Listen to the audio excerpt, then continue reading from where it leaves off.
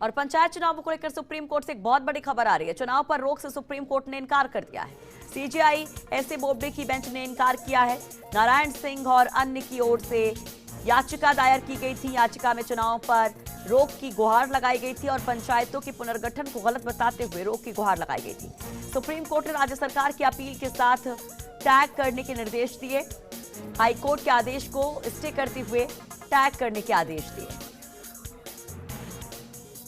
तो इस वक्त की ये बड़ी खबर, सबकी निगाहें आज पंचायत चुनाव के साथ साथ सुप्रीम कोर्ट पर भी थी कि आखिर सुप्रीम कोर्ट क्या कहता है। और हमारे साथ हमारे सहयोगी निजाम कंटालिया जुड़ गए। निजाम, अपडेट क्या आपके पास, और ये अगर सुप्रीम कोर्ट का फैसला तो कितना बड़ा फैसला, क्या कहेंगे इस पर?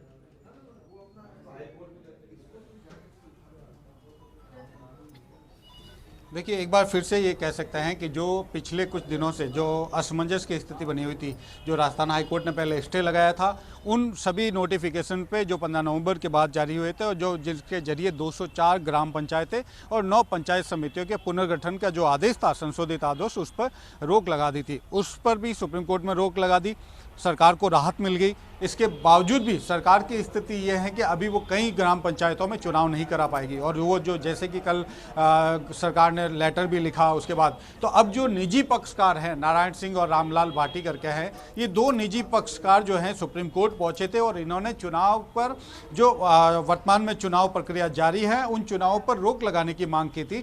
सुप्रीम कोर्ट ने साफ तौर से इंकार कर दिया कि एक बार जब चुनाव प्रक्रिया शुरू हो जाती है तो उसमें चुनाव किसी प्रकार के नहीं रोके जाएंगे, आप जरूर।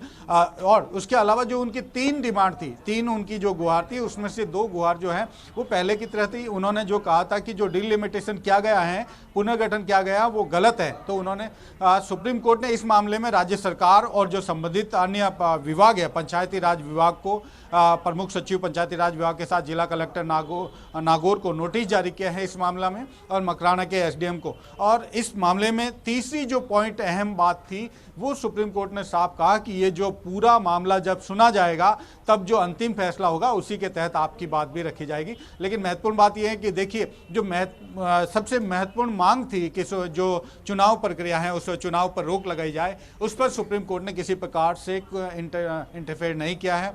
और ये एक बड़ी दुविधा जो कह सकते हैं हम देख रहे हैं पिछले 4 दिन से राजस्थान के जो ग्राम पंचायतों में जिनमें चुनाव नहीं होने जा रहा है और जिनका अंतिम समय जो है कह सकते हैं जो उनका समय अवधि है वो 7 से 8 फरवरी को पूरी हो रही है।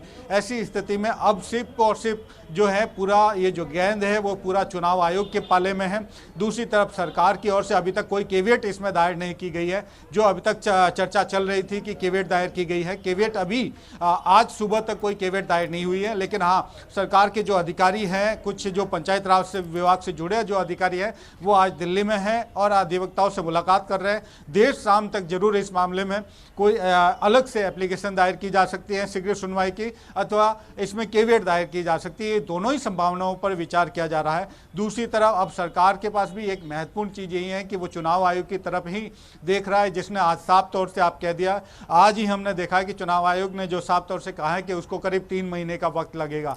तो एक बड़ा जो कह सकते हैं इस मामले में सुप्रीम कोर्ट का आज का ये, वैसे तो इस मामले को इतना ही देखा जाए कि उसको टैग कर दिया है अन्य याचिकाओं को राजस्थान सरकार की जो अपील थी उसके साथ। लेकिन महत्वपूर्ण यही बात है कि चुनाव आयोग चुनाव जो जारी हो चुके हैं, चुनाव आज हो भी रहे हैं, मतदान हो रहा है जगह जगह, उस पर रोक लगाने से सुप्रीम कोर्ट ने साफ तौर से इनकार कर दिया है। अच्छा निजाम, इसको अगर हम सियासी चश्मे से देखें, इसको समझने की कोशिश करें पॉलिटिकली, कि पंचायत चुनाव का मतलब इलेक्शंस है और इलेक्शंस का मतलब है कि पॉलिटिकल पार्टीज, तो उसको कैसे देख सकते हैं हम?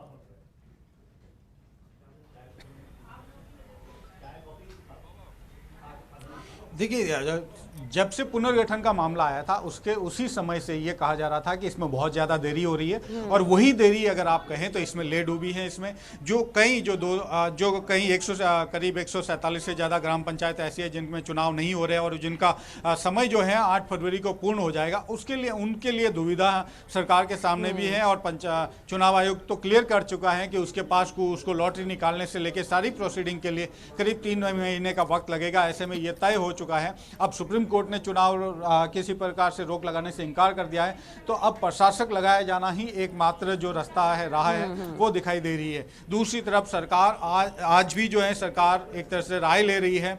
महाधिवक्ता जो है, महाधिवक्ता की राय का भी हमारे सामने क्लियर हो चुका है कि उन्होंने साफ कहा कि सुप्रीम कोर्ट में क्लेरिफिकेशन के लिए एप्लीकेशन दायर की जाए। लेकिन एक डर ये भी है कि अगर एप्लीकेशन दायर की जाती है तो सुप्रीम कोर्ट अपने स्टे को वापस नहीं ले ले, ये एक बड़ा जो भय है वो सरकार के अंदर है। तो काफी कुछ कह सकते हैं जो असमंजस की स्थिति वो क्लियर है कि अब जो है पूरी तरीके से।